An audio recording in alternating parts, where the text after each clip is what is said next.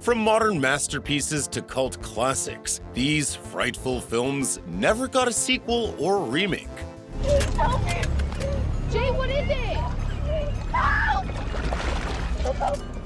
Help me! The central theme of the 2010 South Korean horror movie I Saw the Devil is the price of obsessive revenge. After government operative Kim So-yeon, played by Lee Byung-hun, loses his pregnant fiancée to Choi Min-sik's Yang Kyung-chul, he swears vengeance and vows to pick apart the mass murderer's entire life. Even as Jang adds more victims, Kim deliberately lets him walk free so he can continue to stalk and torment him. The Los Angeles Times praised I Saw the Devil for balancing its bloody mayhem with a realistic emotional undercurrent. Its tragedy sets the movie apart from typical horror films. In Paste's retrospective review, they claimed the film's violent meditation on revenge was criminally overlooked during its initial release and declared it the best horror movie of 2010. According to The Wrap, the English-language remake rights to I Saw the Devil were optioned in 2013, with writers Simon Barrett and Adam Wingard set to tackle the adaptation. However, nothing has come of the project yet. In 2021, Barrett told iHorror.com that it's probably for the best, saying, even though it would have been much different than the original, it would have just probably annoyed some people.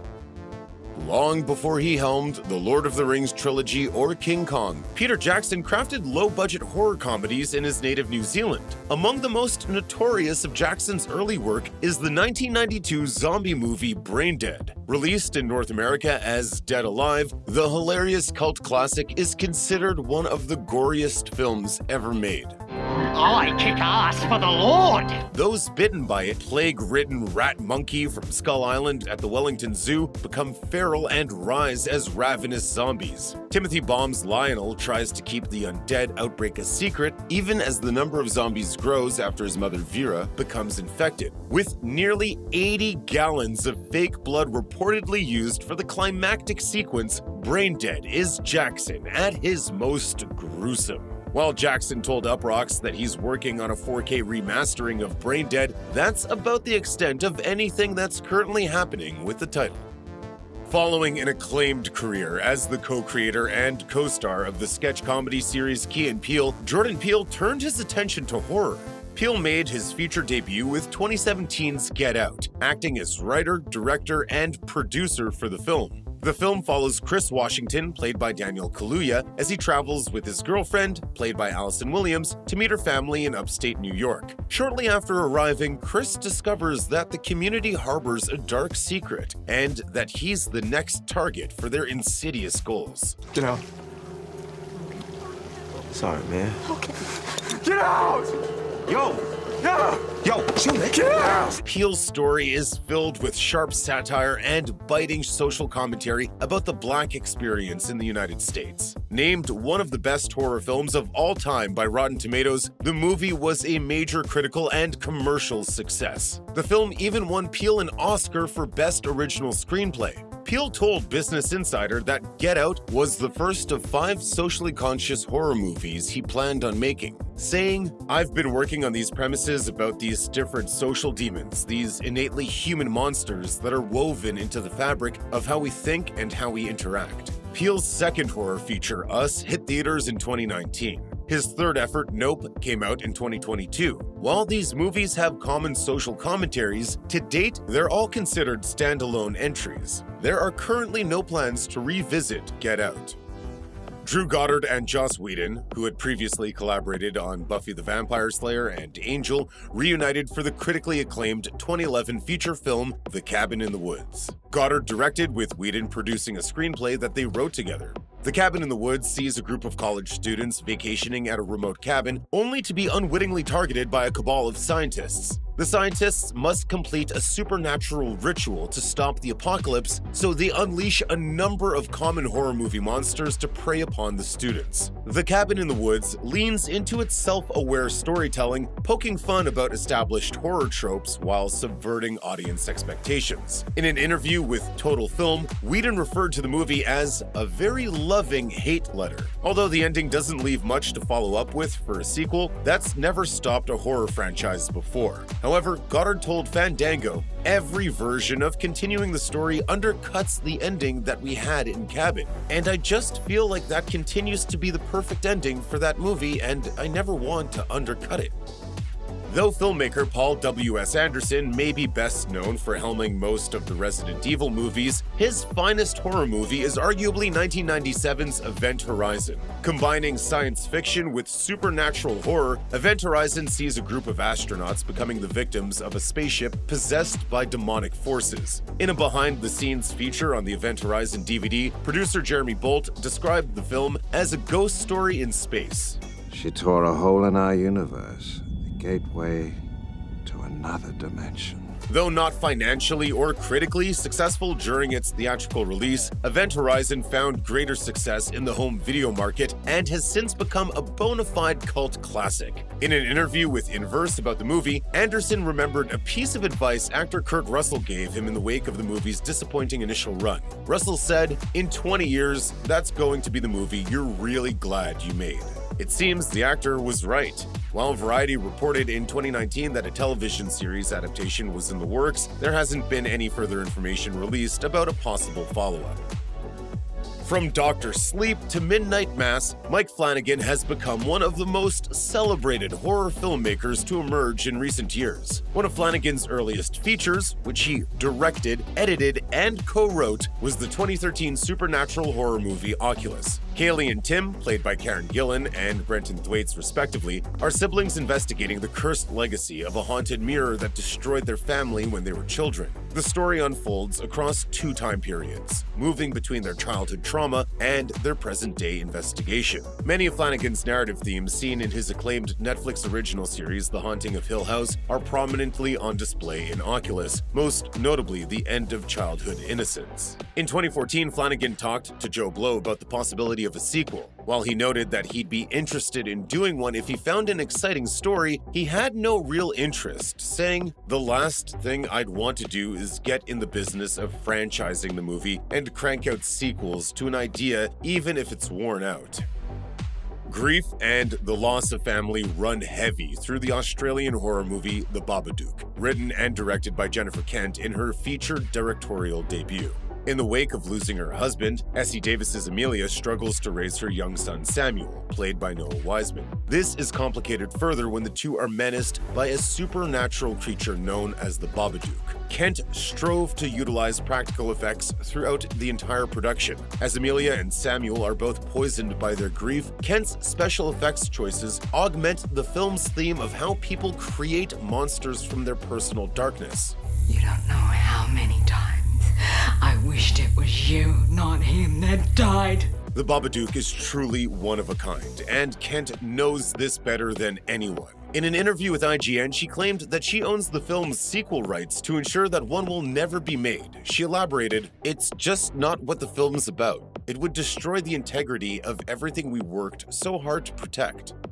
Sex and death walk hand in hand in the 2014 indie horror flick It Follows, written and directed by David Robert Mitchell. The movie involves a sexually transmitted supernatural entity and the variety of forms it utilizes to close in on its prey. Jay Height, played by Micah Monroe, is the latest person to receive this curse and searches for a way to escape her grim fate. It Follows received considerable critical acclaim upon its theatrical release in 2015, with the Rotten Tomatoes critical consensus describing it as smart, original, and above all, terrifying.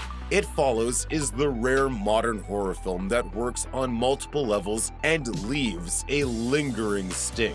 With its steady escalation of suspense interwoven with its narrative themes, It Follows became a solid success, with Monroe specifically lauded for her performance. According to Entertainment Weekly, though there was some talk of a follow-up to It Follows in 2015, there has been little information about any project development since then. Mitchell told Digital Spy that he does have some ideas of where the story could go, but for now he wants to keep it as a standalone.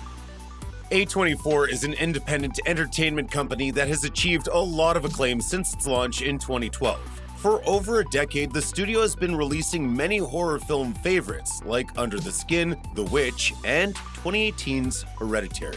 Hereditary marked the feature directorial debut of Ari Aster. Throughout the film, Aster, who also wrote the screenplay, explores the dissolution of a family in the face of immense grief. Hereditary begins with a grounded, relatable tragedy before steadily progressing into outright supernatural terror. After the Graham family loses their young daughter in a horrific accident, they become targets of a sinister group involved with demons and malevolent spirits. And look at that pattern. Did you see up there? This was painted above the body, right? In blood. The film is a searing look at a divided family manipulated by forces beyond their comprehension. It's hard to imagine a follow-up when Hereditary's stunning finale ends quite conclusively, so perhaps it's for the best that the story remains untouched. Channeling the aesthetics and styles of 1980s horror, The House of the Devil is one of the earliest feature films written and directed by acclaimed filmmaker Ty West. According to The Independent, West's quest for authenticity came right down to the director shooting the movie on 16mm film and releasing promotional copies on VHS. College student Samantha Hughes, played by Jocelyn Donahue, answers a call for a babysitting gig at a remote mansion, only to learn that the job is not exactly what was advertised. Samantha soon finds herself in the middle of an occult ritual after discovering the true occupants of the house were gruesomely murdered by her employers. More than just wearing his influences on his sleeve, West subverts expectations about the genre to keep the audience on its toes while building the tension and violence in equal measure. A love letter to 80s horror, right down to its commentary on the satanic panic. The House of the Devil features West's filmmaking strengths on full display. The New York Times sang its praises for the film, saying that West's use of setting and suspense holds up against works by legendary filmmakers years his senior. As West has become more widely known for his recent movie trilogy of X, its prequel Pearl, and the upcoming Maxine, he seems to have left The House of the Devil to stand on its own for now. Canadian filmmaker David Cronenberg is widely recognized as the master of body horror, with his 1983 film Videodrome being one of the standouts of his career. Along with Cronenberg's signature gore and grotesque body transformations, Videodrome tackles mass media consumption, specifically how the rising UHF television stations of the time addressed sex and violence. The film focuses on cable station CEO Max Wren, played by James Woods, as he begins airing Videodrome, a program from Malaysia that allegedly consists of actual snuff films. After Nikki Brand, played by Debbie Harry, becomes obsessed with the program and vanishes, Max learns that Videodrome actually airs from Pittsburgh. He decides to investigate further and discovers a surreal and strange world he never imagined. Television is reality. And reality is less than television. Videodrome is a surreal exploration of the infectious impact that media consumption has on the subconscious, standing out among Cronenberg's most acclaimed films. Paste even called it his best movie. Writing, Videodrome is horror down to its bones, a shard of phantasmagorical mania wielded by the genre's most cerebral master. Back in 2012, Deadline announced that Adam Berg would direct a remake of Videodrome, modernizing the story as a big-budget sci-fi action thriller. As of January 2023, no further information on this remake has been released, and Cronenberg's classic has remained untouched. If the 1973 classic British film The Wicker Man originally popularized the idea of folk horror movies, 2019's Midsommar updated the subgenre with modern sensibilities and a bigger body count. Written and directed by Ari Aster, the movie takes place in the middle of a summertime celebration in scenic Sweden. With its sun-soaked setting and cheerful residents, Midsommar is a thoroughly memorable take on the genre. In the traumatizing aftermath of losing her entire family, Florence Pugh's Dani travels with her boyfriend and their friends to a midsummer festival in Sweden. The group discovers a strange commune behind the celebration with bizarre customs and rituals designed to rob individuals of their sanity and eventually their lives. Aster told Fandango that since they share some themes, Midsommar can be seen as, quote, something of a companion to Hereditary. However, both of these two are ultimately standalone, and to date, no follow-up to Midsommar has been announced.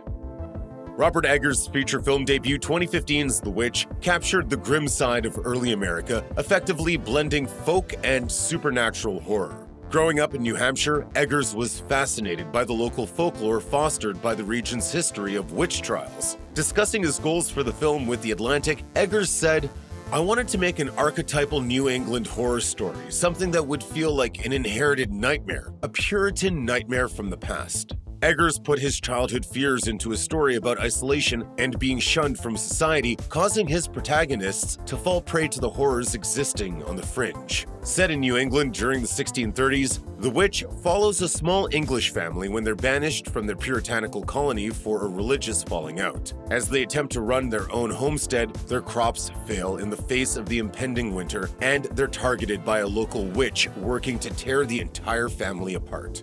You cannot bring the crops to yield. You cannot hunt.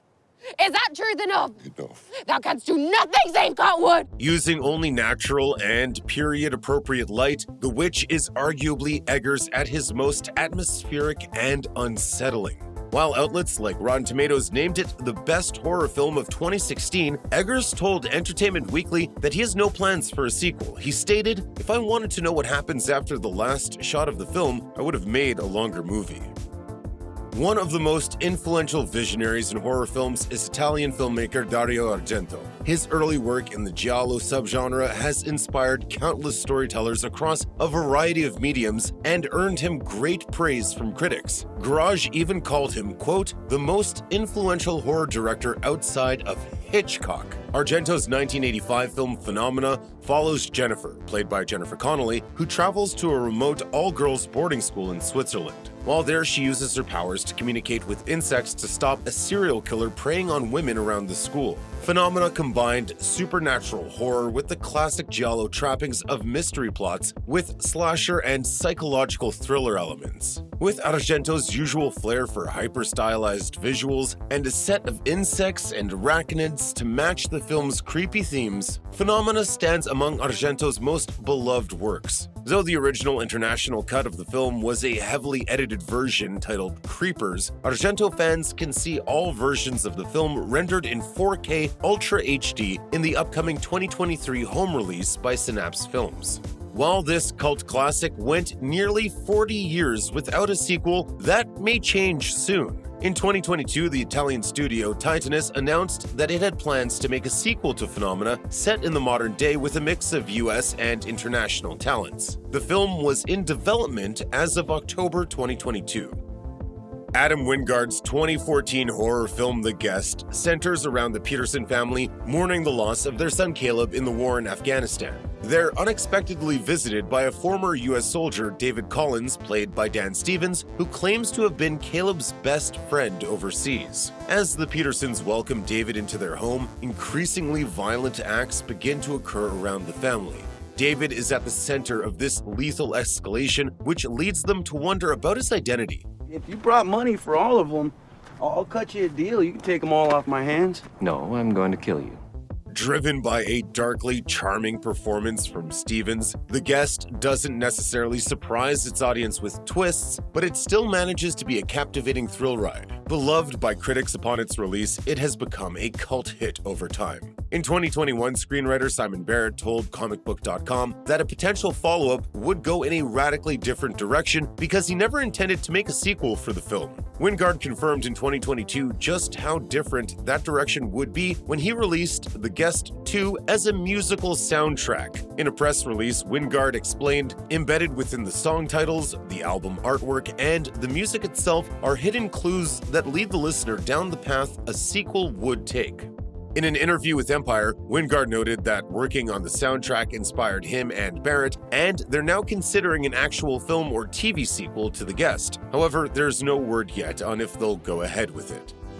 One of the most chilling movies to come out of South Korea is Na Hongjin's The Wailing. Channeling a mix of horror movie influences, the 2016 film blends everything from body horror and demonic possession to ghost stories and socio-political commentary. After a mysterious Japanese man, played by Jun Konomura, visits a small South Korean town, its inhabitants suddenly become enraged and kill their own families. As two police officers investigate what happened, suspecting the Japanese man is the culprit, they soon find that there are paranormal forces at work. The Wailing received near universal critical acclaim upon its release, due largely to its haunting atmosphere and an unforgettably bleak ending. In 2017, Screen Daily reported that Ridley Scott was interested in producing an English-language remake. However, producer Ho-sung Kim noted that the setting and sensibility of The Wailing would be difficult to translate into a Western remake. Though Ho-sung and Na weren't completely opposed to the idea, there's been no word of the reboot since then.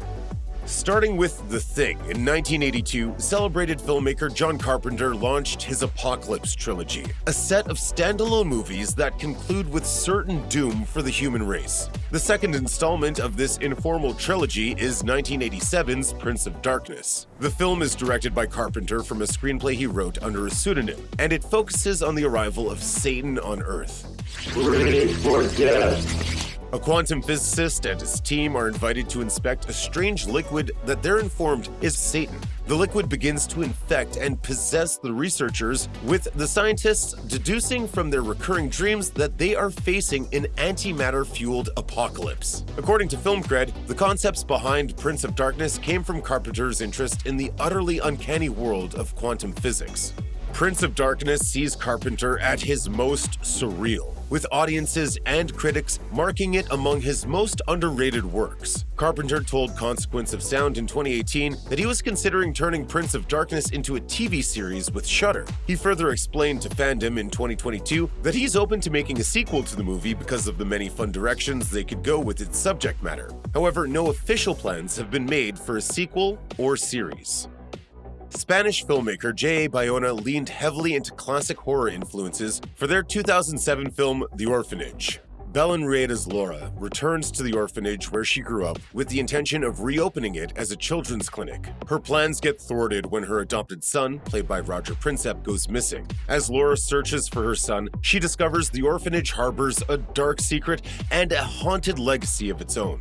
Screenwriter Sergio G. Sanchez told The Deadbolt that his main influences in crafting the story were literary works. J.M. Barrie's Peter Pan inspired him to imagine the story of a runaway child like Wendy Darling from a parent's perspective, while Henry James's The Turn of the Screw gave him the framework for a child-centered ghost story full of adult themes. The Orphanage was a critical and box office hit in 2007, becoming the highest-grossing movie in Spain. Not surprisingly, an American remake was almost immediately announced in that same year. However, there has been little news surrounding the proposed project since 2011, when it was reported on by Bloody Disgusting. The final horror movie that Dario Argento directed in the 80s, 1987's Opera, stands among his best. Released on American Home Video as Terror at the Opera, the film is centered on a young opera singer, played by Cristina Marciac, finally getting her big break to headline an Italian opera. Her dreams are crushed when a horrific killing spree breaks out in the opera house, with the murders resembling the traumatizing death of her mother years prior. She then sets out to discover the masked killer's identity. After numerous projects exploring the supernatural, Argento returned to his more grounded giallo roots for Opera. A gruesome murder mystery, Opera is one of Argento's most critically acclaimed films, with Slant calling it his last full-fledged masterpiece. Slick and stylish, Opera demonstrates how far Argento has grown as a filmmaker, setting a high-water mark for the giallo subgenre that has seemingly yet to be surpassed. This may also be part of the reason why no one has tried to remake or revisit it.